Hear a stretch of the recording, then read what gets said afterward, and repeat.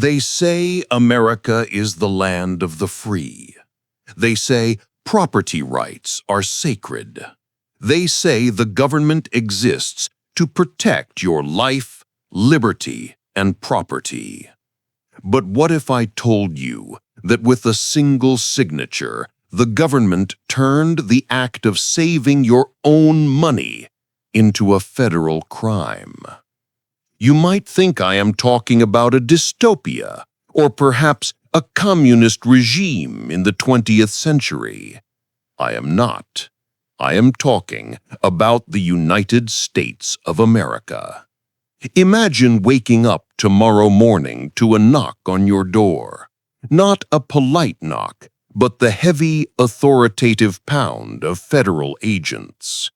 Imagine finding out that the savings you spent your entire life accumulating, the tangible assets you bought to protect your family from economic collapse, have been declared illegal contraband. Imagine being told you have 25 days to hand it all over to the state or face 10 years in a federal prison. This is not fiction. This is history. On April 5, 1933, President Franklin D. Roosevelt signed Executive Order 6102. In the blink of an eye, the ownership of monetary gold by an American citizen became a criminal offense. They didn't call it theft. They called it patriotism. They called it a national emergency. But when you look at the math, when you look at who profited and who lost everything, there is only one word for it. It was a heist. The question you need to ask yourself right now is not why it happened then. The question is, can it happen again? We are living through a banking crisis. We are living through a debt crisis. We are seeing the exact same language of national emergency being deployed today. Before we reveal the blueprint of how they legally stole the wealth of a generation, I need to know where you stand. Are you watching from the US, from Europe, or from somewhere else where your currency is losing value every single day? Let me know in the comments. And if you are ready to see the unfiltered truth about the money in your pocket, subscribe now, because what I am about to show you is the roadmap for the next great confiscation. To understand the magnitude of this crime, we have to go back to the scene of the accident, 1933. The Great Depression was ravaging the country. Banks were collapsing by the thousands. People were panicking. They were rushing to the banks, not to deposit money, but to pull it out. And they didn't want paper money. They wanted gold. Back then, the US dollar wasn't just a piece of paper backed by faith. It was a gold certificate.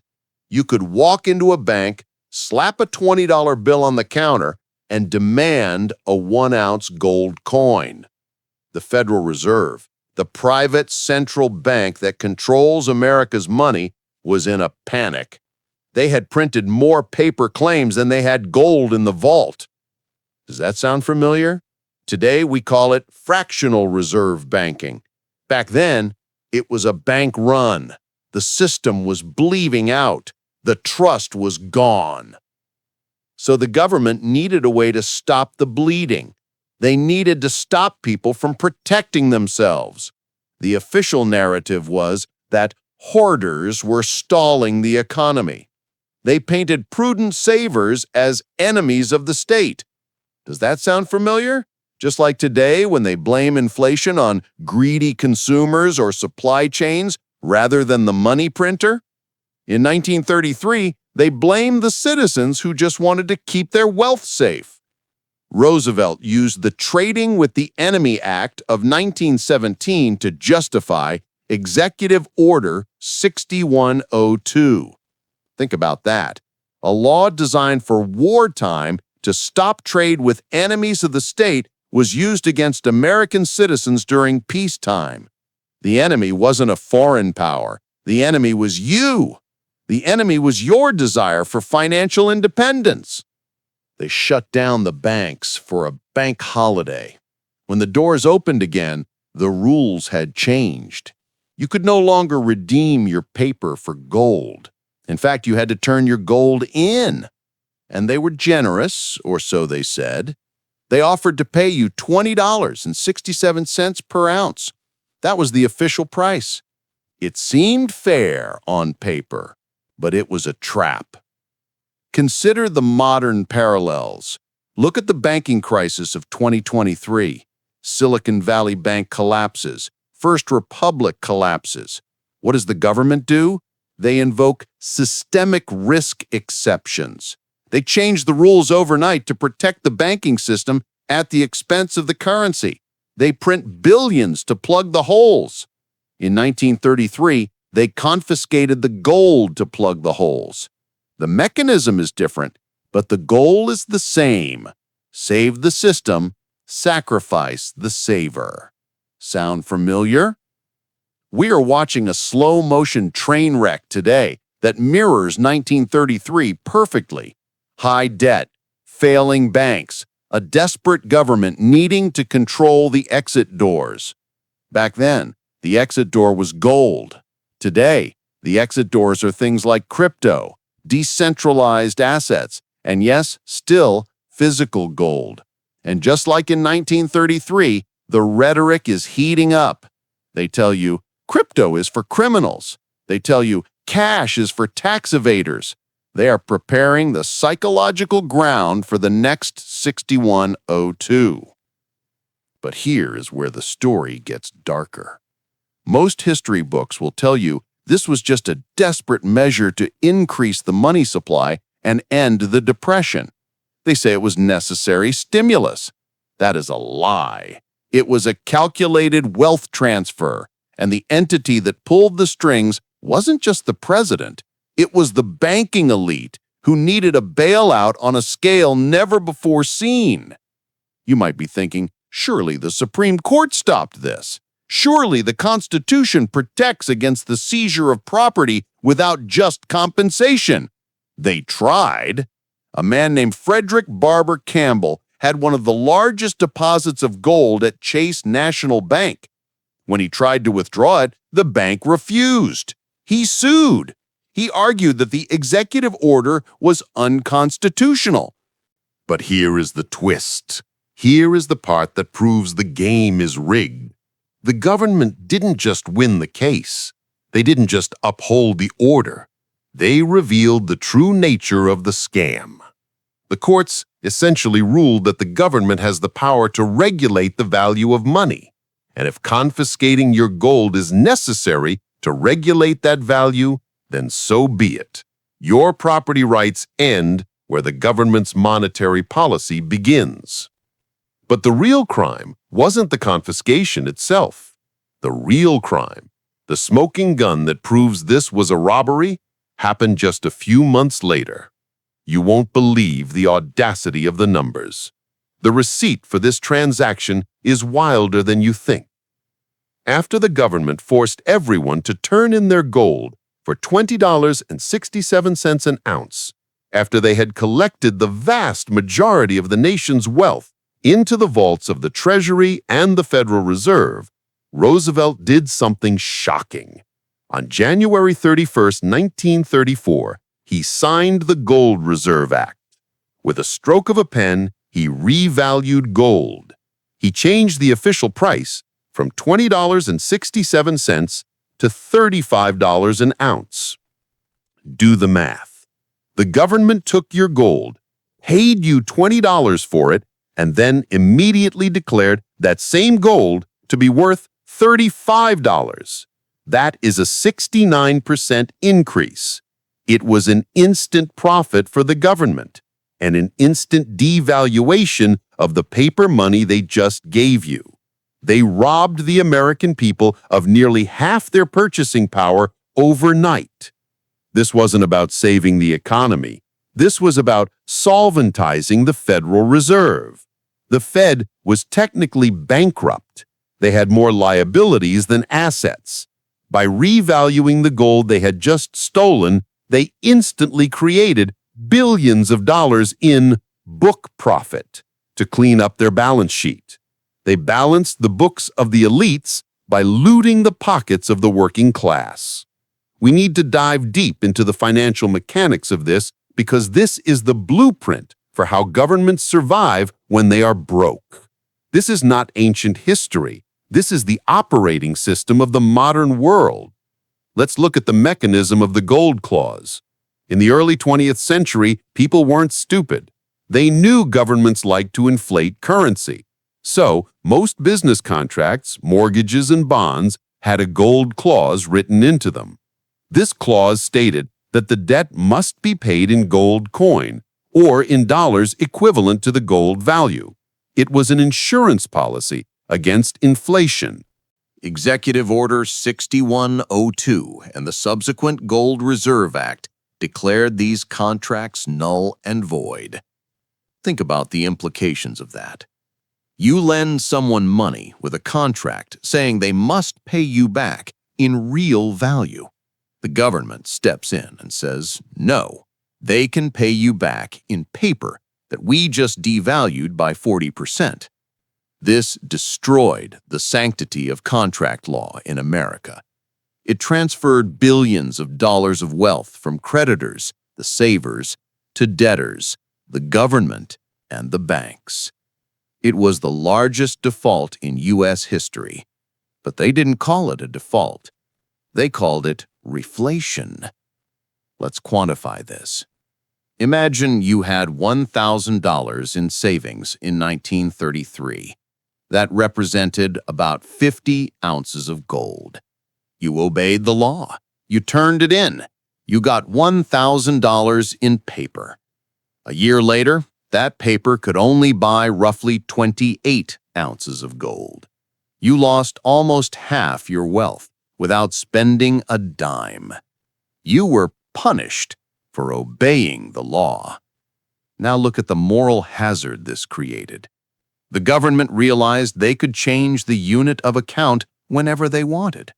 They realized that the paper dollar was not a store of value, but a tool of policy, a tool of control. This is the birth of the fiat currency trap. When money is detached from physical reality, it becomes a political weapon. The confiscation of 1933 was the moment the U.S. government declared that they, not the market, decide what value is. And they used fear to enforce it. The penalty for hoarding gold was $10,000. Adjusted for inflation, that is nearly $250,000 today, plus 10 years in prison. For what? For owning a piece of metal? For wanting to preserve the fruit of your labor? They turned peaceful citizens into criminals to protect a banking cartel that had gambled away the nation's prosperity. This aligns perfectly with what we call financial repression. It is a strategy used by governments to liquidate debt.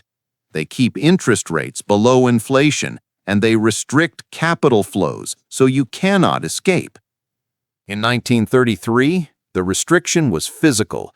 Give us your gold. Today, the restriction is digital.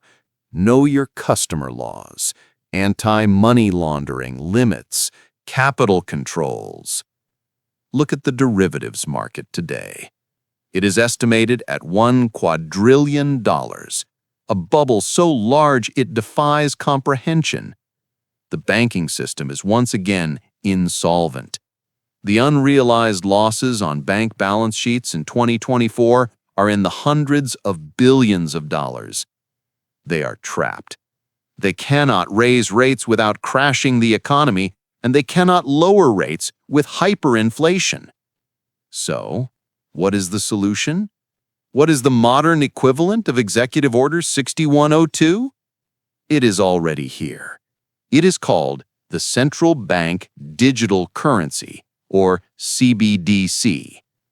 In 1933, they had to send agents to physical vaults. They had to rely on voluntary compliance and fear. It was messy.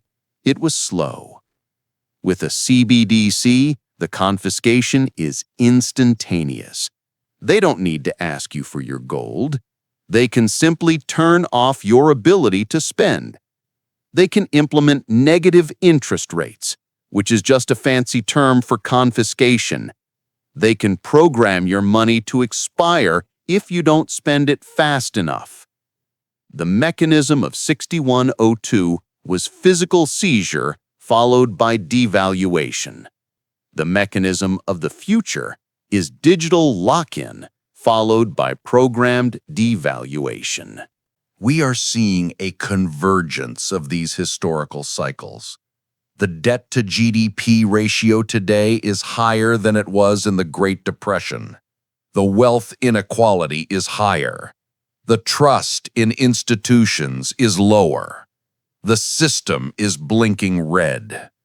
And just like in 1933, the people who will get hurt the most are the ones who trust the official narrative.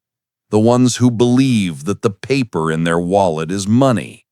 The ones who think the bank is a safe place to store value. The big reveal of 1933 wasn't just the price change of gold. It was the revelation that the government views your wealth as their emergency fund. When the chips are down, when the walls are closing in, they will not hesitate to break the glass and take what is yours to save themselves. We are standing on the edge of a precipice. The next collapse will not be solved by confiscating gold, because nobody owns gold anymore. They already took it. The next collapse will be solved by confiscating your privacy, your autonomy, and your ability to transact freely. The lesson of Executive Order 6102 is a lesson about denial. The people in 1932 didn't think the government would ever seize their gold. It sounded like a conspiracy theory. It sounded impossible in the land of the free. And then, one morning, it was the law. We are trusting institutions built on borrowed time. We are trusting a Federal Reserve that has mathematically guaranteed the destruction of the currency to keep the debt machine running. You have a choice. You can ignore history. You can pretend that this time is different. Or you can look at the pattern. You can look at the fact that central banks around the world are buying gold at record paces right now. Why are they buying the very asset they told you was a barbarous relic? Because they know what is coming. They are preparing for the revaluation. They are preparing for the reset. Are you? Don't let them catch you sleeping. Don't be the person standing in line at the bank when the doors are locked. Educate yourself. Diversify. Hold assets that have no counterparty risk. History favors the prepared. I want to leave you with this final question. When the next executive order comes, not for your gold, but for your digital freedom, will you be ready? Or are we wiser now? Or are we just walking the same path as 1933, only this time with smartphones instead of passbooks? If this history lesson opened your eyes, share it. Wake someone up. The algorithm hates this kind of truth, so it is up to you to spread it. Subscribe to the channel for more deep dives into the history they don't want you to know. We are just getting started.